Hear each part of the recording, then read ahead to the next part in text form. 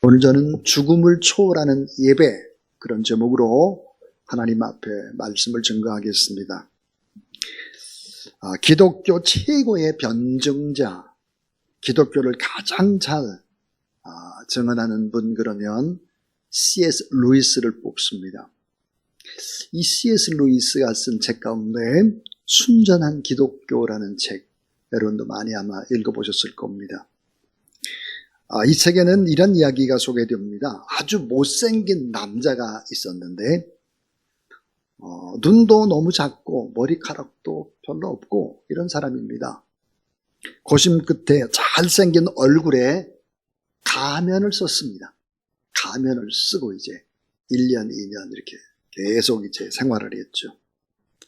그러니까 많은 사람들이 와, 저분 진짜 잘생겼다, 이런 얘기를 그냥 시도 때도 없이 들은 거예요. 얼마나 들었을까? 10년 넘게 들었습니다.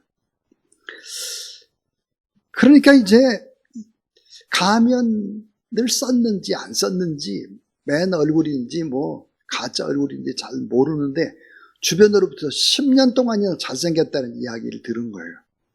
그리고 가면을 벗었습니다. 어찌 됐을까? 가면을 벗은 얼굴도 변해 있었던 것입니다. 아주 잘생긴 얼굴로 변해 있었다. 위장이 현실이 된 거죠. 가짜가 진짜가 된 것입니다. C.S. 루이스는 이것을 복음의 본질과 연결시켰습니다. 복음이란 실상 그렇지 않은데, 예수 그리스도를 믿고 복음을 받아들인 사람은 신분이 하나님의 아들과 딸이지만 실제 생활면에서는 변화되지를 않았습니다. 그런데 변화됐다고 믿어주고, 변화됐다고 말해주고, 변화됐다고 기대를 한다는 것입니다. 자, 신분은 변했지만 삶은 변해지지 않았다. 그런데 믿어주는 거예요. 그래서 의인처럼 의식하고 의인처럼 행동하는 결과를 보게 된다. 이게 하나님의 자신감이다 그랬습니다. 부른 대로 생활이 변하고 삶이 바뀐다라고 하는 것을 아는 것입니다. 하나님이 그런 자신감을 가지고 있다. 유진 피터슨은 이것이 바로 하나님의 자신감이다, 그렇게 얘기를 했습니다. 죄인인데 의인으로 인정해 주시는 예수 그리스도의 십자가, 이 십자가 때문에 의인이 된 것입니다. 의인처럼 봐주는 거예요. 의인처럼 기대하는 거예요. 의인처럼 말하는 거예요. 하나님의 자녀라고. 여러분, 별로 친하지 않은데 친한 척을 계속 가면 진짜 친한 사람이 된다는 거예요. 별로 기쁘지도 않은데 기쁜 척을 계속 하다 보면 나도 모르게 기뻐진다는 거예요. 하나님을 생각함으로 그 감정을, 막 나쁜 감정을 표현하지 않고 이걸 억제하고 또 억제하고 계속 하게 되면 결국은 성격이 좋아진다는 것입니다. 내가 예수님 때문에 나를 누르고 나의 감정을 누르고 계속해서 그렇게 살다 보면 나도 어느새 예수 그리스도를 닮게 된다 하는 것입니다. 윌리엄 제임스는 같은 취지로 이렇게 말했습니다. 행복하기 때문에 웃는 것이 아니다. 웃기 때문에 행복해지는 것이다 그랬습니다. 오늘 여러분 하나님 앞에 기쁨으로 예배를 드리게 되면 이 예배가 여러분의 삶을 기쁨으로 이끌어간다는 사실을 믿으시기 바랍니다. 갓난 아이, 돌도 지나지 않은 이 아이를 말을 전혀 알아들을 리가 없죠. 그런데 이 갓난 아기를 보는 엄마 아빠가 마치 알아듣고 있는 것처럼 얘기를 하는 거예요. 잘 잤어? 기분 좋아? 우유 많이 먹었어? 뭐 계속 그렇게 얘기하는 거죠. 그러면 또 무슨 얼굴만 조금만 그래 알았어. 알아듣지도 못하는데 이런 소리를 계속 하는 것입니다. 이런 말을 반복해서 해주게 되면 비로소 아이는 훗날에 말을 배우게 되는 것입니다. 실제 그런지 한번 잠깐 보죠. 어떻게 하나 잠깐 보세요. 네.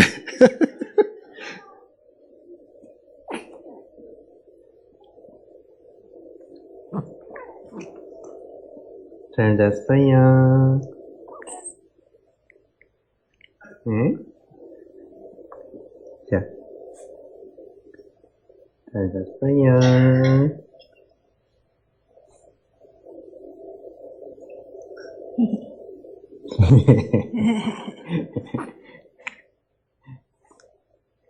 기분 좋은 아침이에요.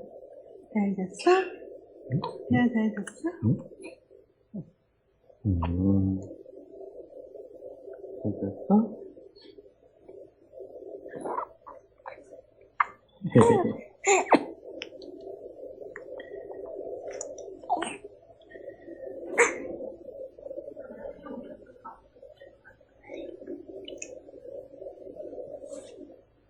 애기. 애기.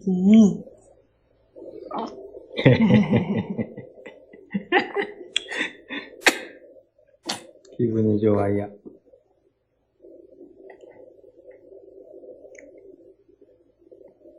옷 입을까, 이제? 응? 알았자. 옷 입어. 뭐라고?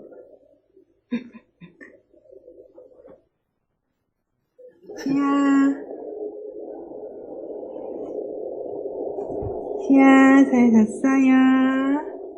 시아 잘 잤어? 잘 잤어요? 잘 잤어, 내기?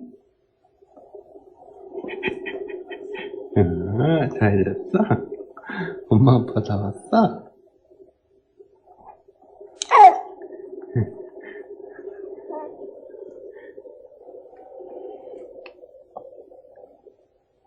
이제 일어나야지.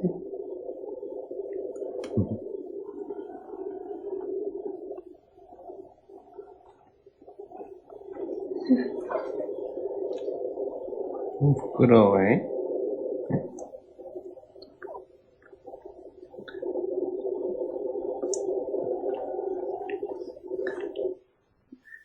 자, 이 100일도 안 된 아이를 가지고 이 짓을 하는 거예요.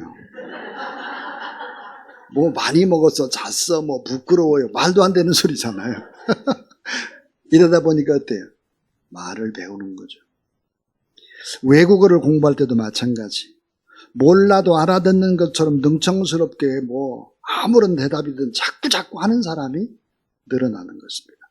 설교도 마찬가지죠. 우리 성도들이 다 알지는 못하지만 알아듣는 것처럼 생각하고 하다 보면 또 아멘을 하고 또 그러다 보면 설교가 이해가 되고 그렇게 하는 것이죠. 자, 우리 신앙인들은 어떻게 해야 될까? 시선이 변화돼야 합니다. 바라보는 것이 변화되고 말이 또 생각이 또 바뀌고 마음의 변화가 일어나는 것이죠. 그러니까 입으로 자꾸 내가 표현을 하게 되면 그 표현하는 것은 현실이 되는 것입니다. 믿음이 뭘까요? 믿음이라는 것은 의식의 변화입니다. 믿음이란 눈과 입과 마음의 변화죠. 표현하는 것이 달라져야 합니다. 이 복음은 정죄나 비판이 아니라 복음의 바로 이 시작은 현재의 모습이 아닙니다. 어떤 모습일까요? 변화된 아름다운 모습입니다. 그러니까 변화된 미래를 내가 바라보면서 또 나를 바라보며 기뻐하고 이웃을 바라보며 또 감사하는 것이죠. 이 복음은 따라하세요. 복음은 믿어주는 능력, 기대하는 능력, 인정하는 능력, 이게 복음입니다. 복음은 믿어줘야 돼요. 자, 의심하게 되면 안 되는 것이죠. 그냥 믿어주는 거예요. 실수해도. 기대하는 능력, 너무 현실을 분석하면 안 돼요. 잘 될 거라고 기대하는 것입니다. 또 인정하는 능력이에요. 그냥 이 모습 이대로 비판을 잘하는 것보다 그냥 인정하고 기대하고 믿어주게 되면 어떻게 될까? 결국은 인정받는 대로 또 기대감을 가지고 나를 바라보고 불러주는 대로 그 인생이 바뀌게 되는 것이죠. 자, 하나님은 오늘 또 어떻게 될까요? 우리를 믿어줘요. 말도 안 돼요. 조금 전에 100일도 안 되는 신앙적으로 형편찮은 사람을 그냥 믿어주죠. 불러주죠. 기대하고 인정합니다. 결국은 어때요? 변화시키죠. 결국 하나님의 승리인 것입니다. 오늘 본문에 보니까 말도 안 되는 사람, 정말 신앙의 격이 떨어져도 너무 떨어지는 사람이에요. 근데 그를 그냥 그렇게 믿어주고 불러주고 기대해주고 그럽니다. 인생의 후반부에 너무 변화되죠. 너무 아름답게. 결국은 마지막인 인생의 황혼을 맞이할 그때 장엄한 승리로 장식하는 믿음의 사람이 등장을 합니다. 끝까지 포기할 수 없었던 하나님의 사랑의 이야기죠. 우리는 이 사람을 성경에서 만나면 참 닮고 싶다. 그리고 또 나도 할 수 있겠다라고 하는 가능성을 우리에게 제시하는 사람입니다. 너무 인간적이죠. 너무 이기적이었습니다. 욕심쟁이고 권모술수가 너무 능했던 사기꾼 같은 그런 사람이었죠. 그러나 인생의 석양에는 온통 희망과 기대감으로 물들인 믿음의 사람 야곱입니다. 야곱. 나도 할 수 있겠다. 희망을 품게 만드는 사람 야곱이죠. 야곱은 과연 어떤 믿음을 가지고 있었을까 하는 거예요. 야곱. 오늘 이 본문 속에서 몇 가지 야곱의 믿음에 대한 이야기를 나누려고 합니다. 그 첫 번째입니다. 믿음은 마지막이 더 귀합니다 하는 거예요. 참, 믿음은 마지막이 귀해요. 믿음은 죽을 때 더 귀해요. 인생의 마지막이 너무 찬란하고 아름답다 하는 것입니다. 오늘 히브리서 11장 21절 믿음으로 야곱은 죽을 때 그랬어요. 믿음은 뭐야? 죽음으로 완성이 되고 영화의 자리로 들어가는 것입니다. 믿음은 죽음으로 더 빛을 발하고 더 영향력을 끼치고 믿음은 죽음으로 더 온전케 만든다. 그런데 인생을 엉망으로 살다가 마지막 순간에 갑자기 믿음으로 산다는 것은 불가능한 얘기죠. 그렇게 되는 것이 아닙니다. 레오나르도 다빈치가 이런 얘기를 했어요. 잘 보낸 하루가 편안한 저녁의 잠자리를 가져다 두듯이 잘 보낸 인생만이 편안한 죽음을 선물한다 그랬습니다. 그러니까 정말 죽음이 아름답고 죽음이 참 편안하고 죽음이 많은 사람들에게 영향력을 끼치기 원한다면 아름답게 죽기 위해서는 믿음으로 살아야 된다 하는 것이죠. 죽음은 믿음으로 산 인생이 아름답게 마침표를 찍는 완성의 순간이다. 이렇게 말할 수 있습니다. 야곱이 우리에게 친근하게 다가오는 이유는 뭘까요? 그는 문제투성입니다. 모순투성이죠. 좀처럼 변화될 것 같지 않은 모습이었습니다. 젊은 날의 야곱은 자신의 목적을 이루기 위해 수단과 방법을 가리지 않죠. 그는 둘째로 태어났기 때문에 장자권을 소유할 수가 없습니다. 그러나 가진 방법을 다 쓰죠. 형 에서가 배고픈 순간 놀려서 팥죽 한 그릇을 유혹하는 치사한 행위를 서슴지 않는 참 그런 사람입니다. 아버지 이삭의 마지막 축복을 뺏기 위해서 자기 형 에서의 모습으로 변장하는 변장술의 천재였죠. 거짓말을 막 밥 먹듯이 했습니다. 부정적인 야심을 키우는 욕심쟁이죠. 그러나 그는 약복강변에서 그의 인생이 바뀌기 시작을 합니다. 하나님을 만나게 되죠. 그리고 환도뼈가 탈골된 이후로 다리 한쪽을 절기 시작을 합니다. 그러면서 그의 인생은 한 발자국 한 발자국 더 주님 앞으로 나가기 시작을 합니다. 한 사건 한 사건마다 주님의 뜻이 무엇인지를 깨달아 알기 시작을 합니다. 믿음의 사람으로 당당해지죠. 하나님 앞에 전지전능하신 하나님 앞에 서는 사람, 어느새 큰 자가 되었습니다. 세계를 움직이는 태양왕, 태양신이라고 하는 바로 왕 앞에서도 당당하게 바로를 축복하는 그런 사람으로 바뀌게 됩니다. 믿음으로 당당하게 또 산다가 오늘 본문에 보니까 그가 죽음을 맞이합니다. 근데 이 죽음은 너무너무 아름다운 축복의 죽음이었습니다. 두 번째로 이 믿음이라고 하는 것이 뭘까? 믿음은 하나님의 축복을 기대하는 것입니다. 믿음은 뭘까? 하나님의 축복을 기대하는 게 믿음이에요. 잘 될 것이다 라고 하는 사실들을 기대하는 것입니다. 야곱은 무서운 인간, 노력하는 인간의 대표였습니다. 그런 축복을 받기 위해서, 잘 살기 위해서 뛰고 싸우고 빼앗고 속이고 참고 견디고 애쓰고 부단히도 눈물을 흘려야 했던 사람이죠. 그는 그가 받지 못한 이 장자의 축복을 받기 위해서, 운명을 바꾸기 위해서 목숨을 걸었습니다. 주어진 운명대로 순응을 하면서 살아가는 사람이 아니었죠.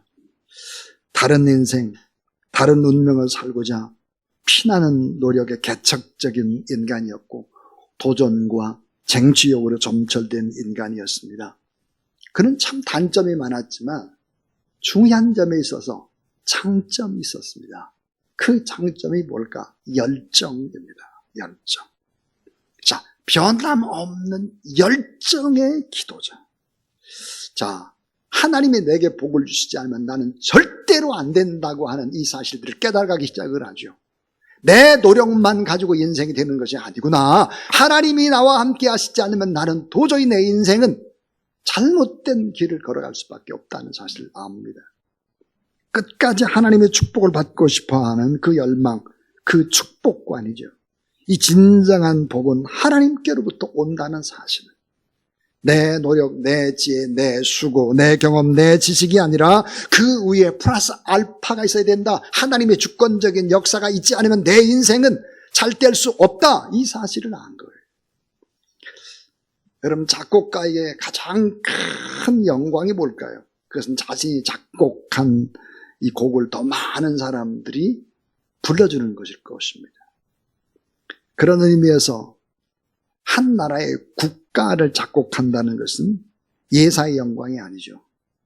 우리나라 애국가를 작곡한 안익태 선생은 이렇게 고백을 했습니다.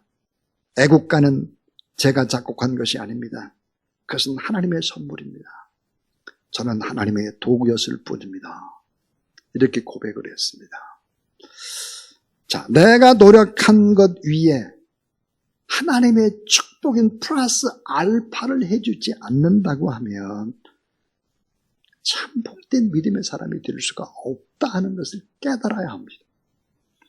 아카데미 영화제 여우주연상을 제외하고 모든 상을 다 석권했던 유일한 영화는 벤 허밖에 없습니다. 지금까지. 스필버드 감독이 아무리 뛰어나다 해도 헐리우드에서 아무리 엄청난 돈을 쏟아붓는다고 할지라도 다시는 벤 허 같은 영화를 만들 수가 없을 것이다. 그렇게 이구동성으로 얘기를 하죠. 이 영화를 감독한 윌리엄 와일더라는 사람은 시사회에서 이런 고백을 했습니다. 하나님, 이 영화를 제가 만든 것이 사실일까요?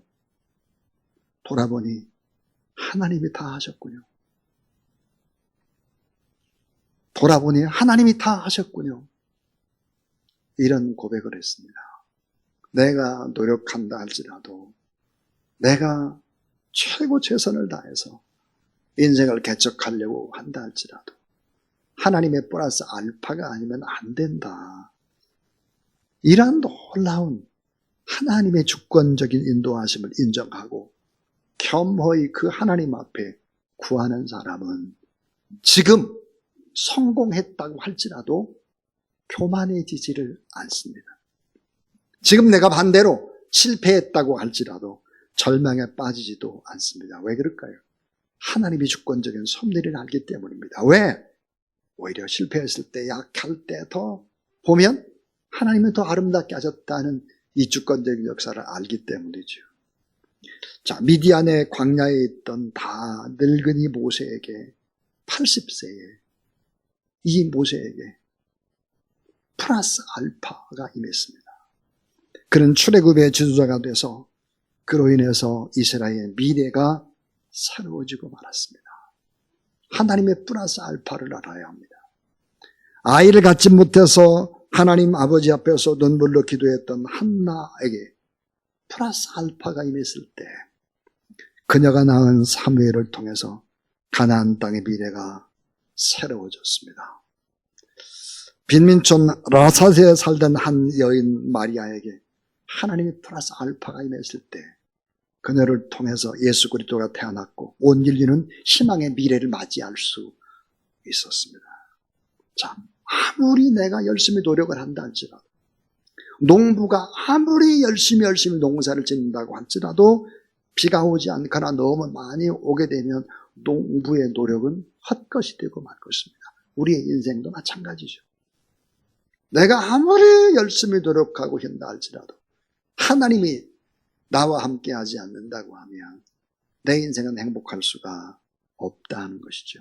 학생이 아무리 열심히 공부한다 할지라도 입학시험 치기 전날 밤 독감에 걸려서 한숨도 잠을 자지 못한다면 최선의 노력은 다했으나 그것만으로는 도저히 부족하다라는 사실을 알게 될 것입니다.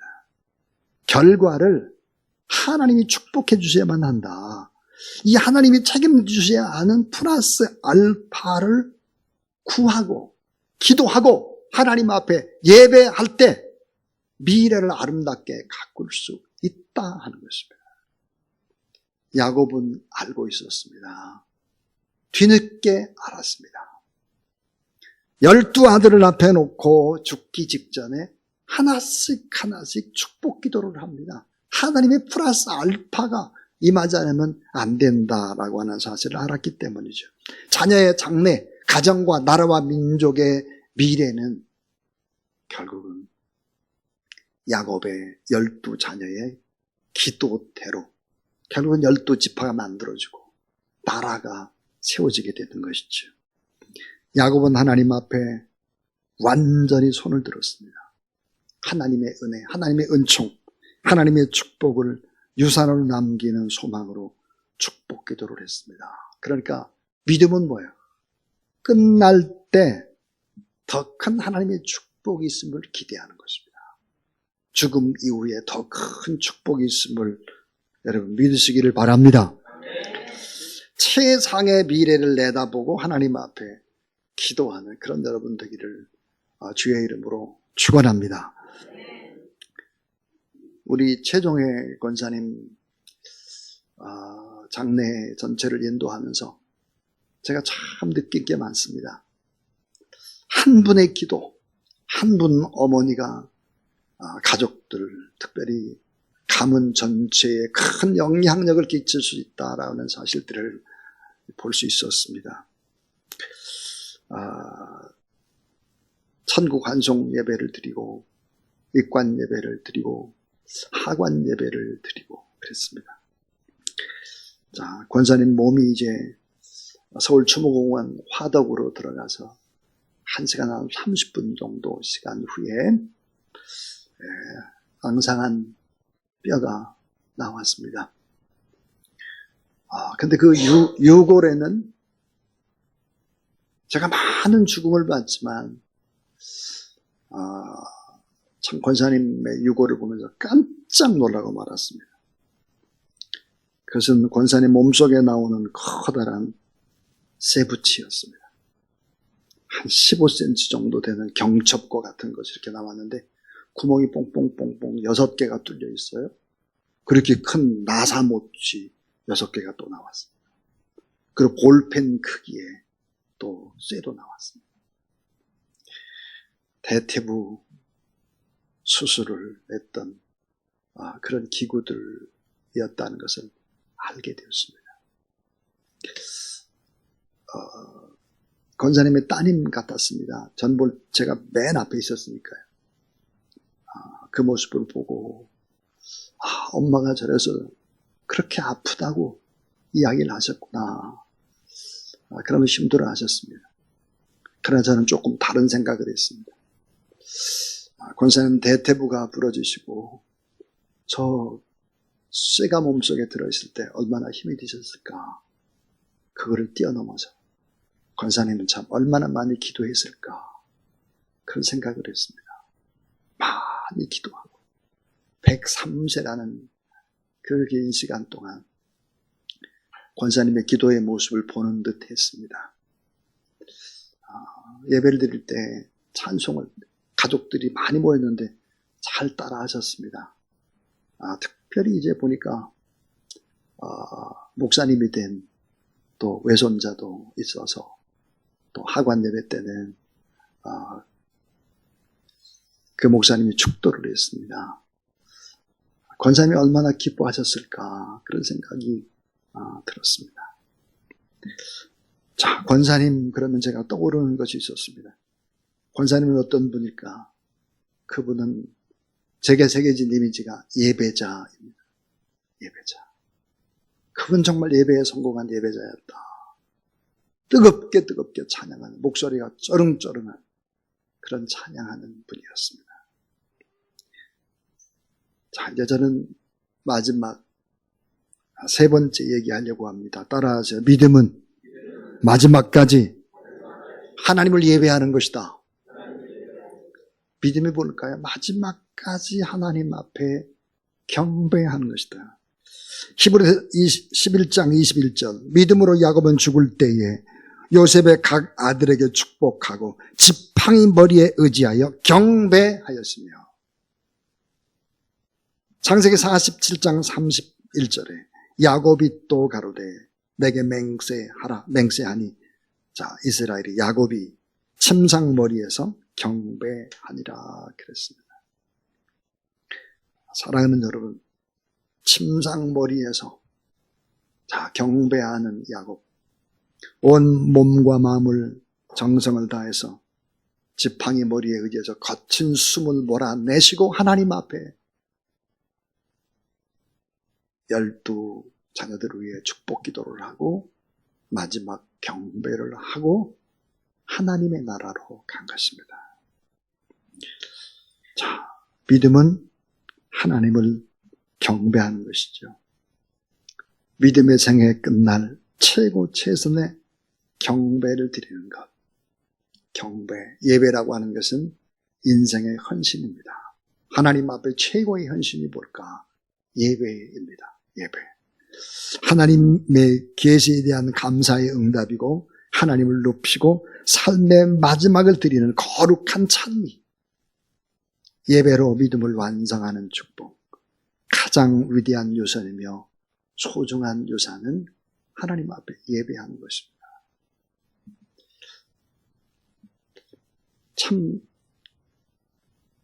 제가 4일이라는 시간 동안 이제 집중해서 예배를 드리면서 저도 참 은혜가 되었습니다.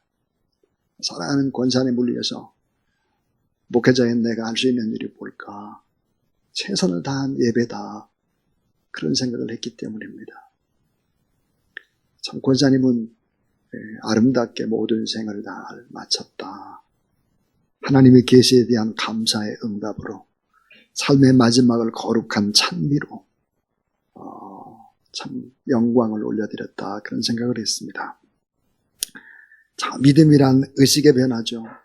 눈의 변화, 입술의 변화, 마음의 변화, 목적의 변화입니다. 근데 이 복음이라는 것이 뭘까? 믿어줘야 됩니다. 기대하고 바라봐줘야 합니다. 인정해줘야 합니다. 이 같은 의식의 변화와 복음의 능력은 인생의 마지막 증거로 열매로 드러나게 되는 것입니다. 믿음은 마지막이 더 귀합니다.